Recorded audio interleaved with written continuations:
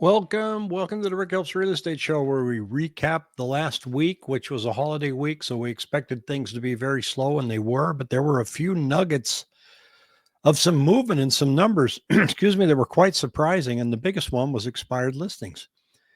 Now, there's always a jump at expired listings right at the first of the month because people have listed their house. They wrote a listing agreement and said, well, let's try to sell this for 3 months or 6 months, and we'll let it expire at the end of the month.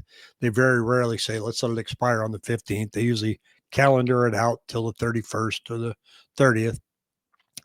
Christmas, no exception. So I was really waiting to see what this number would look like. And wow, watch this. That blue line says here expired listings were 885 higher than, well, look at the rest of the year, way higher than last January, which was only 327. That is a huge spike. Now, I track on a 7-day moving average. I go in and I look at new listings back on market, and then I subtract canceled listings and expireds. And in the multiple listing service, when I pulled up expireds, that number was off the charts as well. It was somewhere around the 2,300, I believe. I'm going to scroll down here and check while I've got you on the video here so you can hear me zipping down the bottom here. And the number of expired listings, 2,378.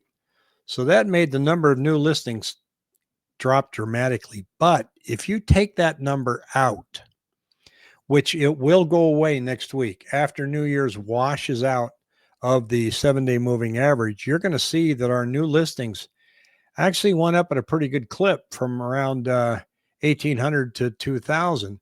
And so it's following the trajectory that we see in January every year. And that is that we can expect more new listings.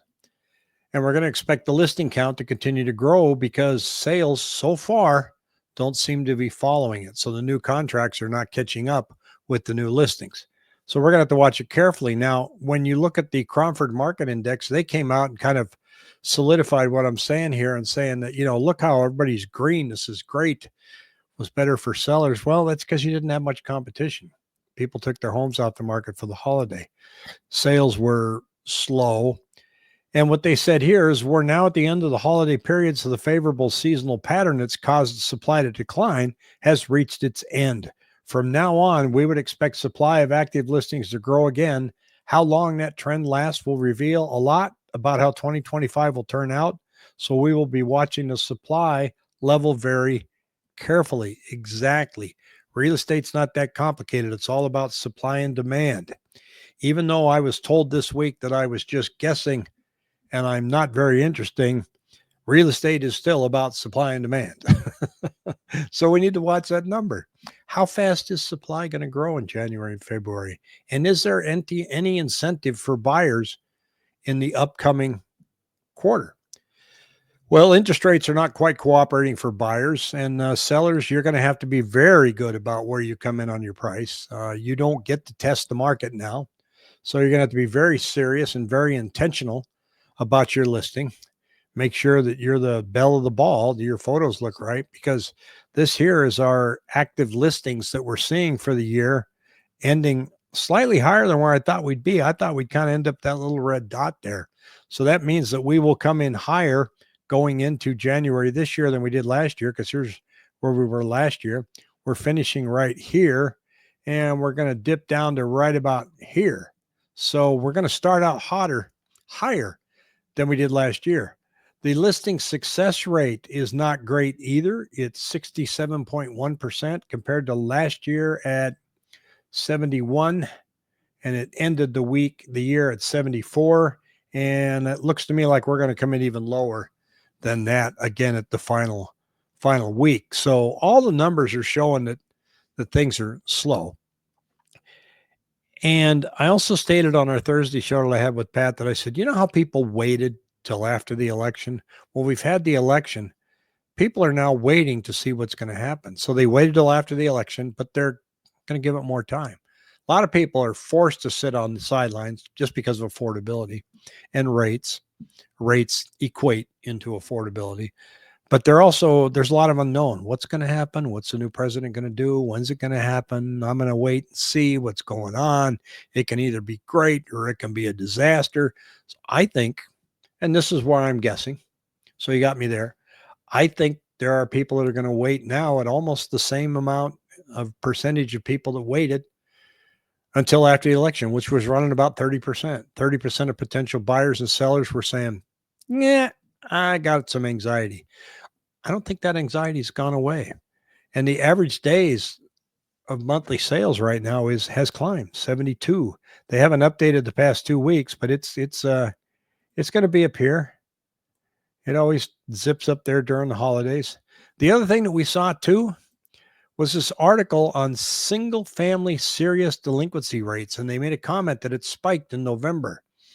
It went from 0.55 to 0.56. Somebody please look up the definition of the word spike for me. Because that's not a spike. Yes, it went up, but look, barely. This is single family serious delinquencies. And guess what? They're not, I'm trying to get rid of this doggone thing. They're not where we were at the end of the year or the beginning of the year last year. So if you take a look, I'm going to get rid of this, come back to that chart. Excuse me for just a moment. There we are. We're not any higher than last year. And so this is January 04. We climbed up here during the Great Recession, right? Why did we spike up here? Because they told you didn't have to make your mortgage payment because of COVID. You don't have to. Why didn't foreclosures go up? Well, because they just rewrote the notes. But that doesn't mean they still didn't show up as serious delinquencies. People were 3 months, 4 months, 5 months behind on their mortgages, and they rewrote them, got back to normal. That is not the case with right here, multifamily serious delinquency rates. You can see how high they spiked during the pandemic. Just unbelievable, 1.25. But we're way higher here. See that 0.60? And that's because multifamily, they're really getting hurt with the increase in interest rates because their notes rewrite about every 5 years. So we're going to see some pressure on multifamily housing, duplexes, apartment complexes, and the banks are hoping that they're not going to get these handed back to them. So there's a lot of behind the scenes things going with that. Central bank is kind of staying out of it and waiting for everything to shake out. But going forward now, as we look at January, just like the Cromford Market Index said, watch that number. How many new listings are coming on? How fast are listings growing?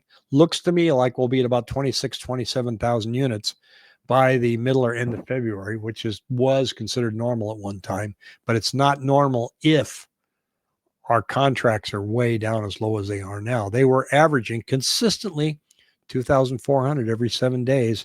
Will we be above that as we get into January? That's the number that I really want to look at. So we're going to watch that here. Do me a favor, smash that like button. And if you haven't subscribed yet, please do that. Take care. Thanks.